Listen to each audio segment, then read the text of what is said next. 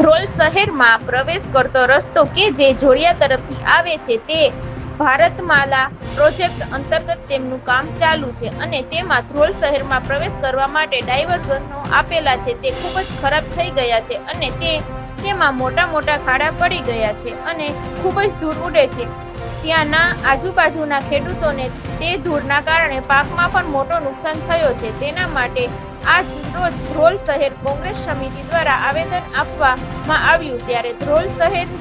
કોંગ્રેસ પ્રમુખ મનસુખભાઈ પરમાર, ધ્રોલ નગરપાલિકા વિરોધ પક્ષના નેતા અદનાન જન્નર, કોંગ્રેસ કોર્પોરેટર ફારૂકભાઈ વિરાણી, ધ્રોલ શહેર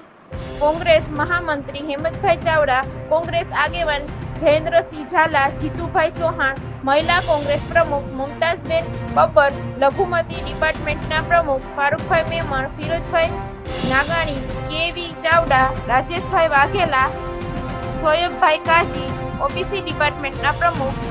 વિરમભાઈ કરશનભાઈ વરુ, બાસિતભાઈ કાજી, મીનાક્ષીબેન શ્રીમાળી, વિકાસભાઈ પાડલિયા, રણછોડભાઈ પરમાર અને મોટી સંખ્યામાં કોંગ્રેસ આગેવાનો ઉપસ્થિત રહ્યા હતા. રિપોર્ટર દેવ ટંકારિયા, રાજકોટ.